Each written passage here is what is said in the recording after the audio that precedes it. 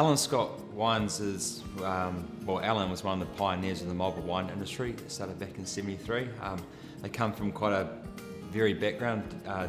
Allan, Dad, he was a sheep shearer from North Canterbury. My mum, Kathy, was a nurse from Christchurch. They moved to Marlborough and helped, which is now Pinot Ricard, plant the first grapes in Blanc. And then literally, when they were planting the grapes, they can only be planted a certain way, and Dad sort of knew that, and quickly, because there were no viticulturists in New Zealand at the time, progressed from labourer to viticulturist to looking after the vineyards for Montana. Then he went to Stoneleigh, which is a massive brand here in Australia now, and did that for quite a few years. And then in 1990, my mum prompted Allan to start his own winery. So even though that's only 25 years ago, we were one of the first wineries to establish in Marlborough.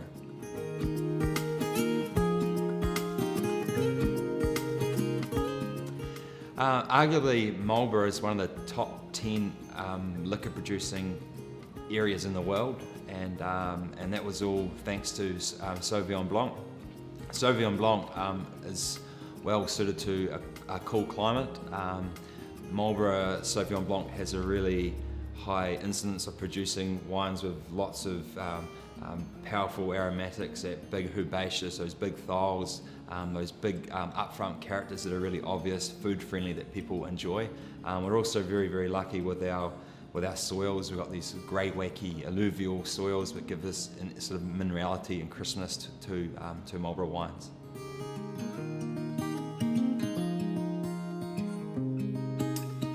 Yeah, the Millstone vineyard is probably arguably in one of the best locations in Marlborough. We call it the Golden Mile, is where some of the earlier wineries were established. In fact, the Millstone vineyard borders quite a well-known Marlborough winery, Cloudy Bay. Literally, the headland separates us 10 metres. And the vineyards, obviously, like everyone in Marlborough, are done sustainably. My younger sister, Sarah, is a viticulturist, so she's all into her organics, so we have a lot of sheep going through the vineyard, leaf plucking, also keeping the grass down, and minimal contact, 2 cane VSP, vertical shoot positioning, so everything's kept with quality in mind, and doing things in the vineyard that are going to make my job easier in the winery.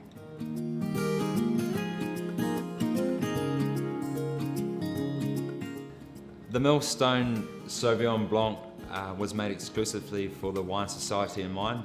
Normally, Millstone Vineyard, which is only about 20 hectares, gets lost in the big Allan Scott blend, and it was actually nice to pull this wine apart. Like most wines, this wine was made in a typical Sauvignon Blanc style. A lot of the work has gone into the vineyard beforehand. The 2 cane pruning. The crops are fairly low for Marlborough, so 10 to 12 tonnes per hectare. They can be a lot higher. Stainless steel fermentation, a little bit of batonnage in tank to mix the lees up and give the wine some good mouthfeel and longevity, and using a cultured yeast to give that clean, crisp Marlborough style that we all know and love here in Australia.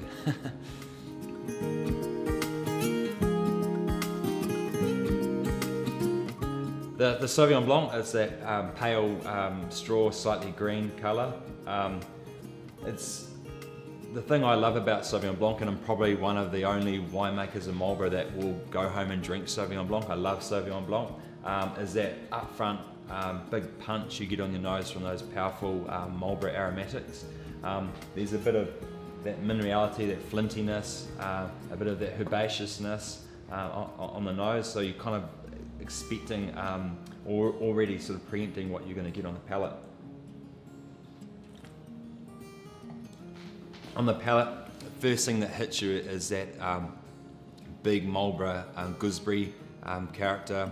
The finish is quite dry, and you get the minerality on the side of your palate, and you get that real good, clean, crisp acidity for the wine. Marlborough Sauvignon Blanc is a great food wine, as a lot of wine is, but Sauvignon Blanc especially matches very, very well with the seafood dishes. New Zealand salmon would be a good choice, but also white meats. It tends to balance out really well with that clean, crisp acidity. The Millstone Sauvignon Blanc, I think, will age quite nicely.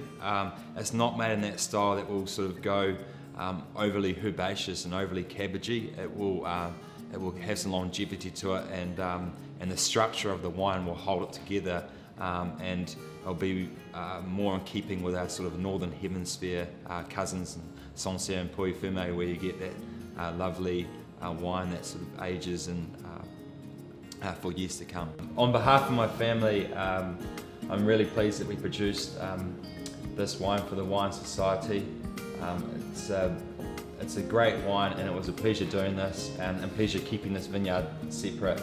And I hope you enjoyed the wine as much as we enjoyed making it. Thank you.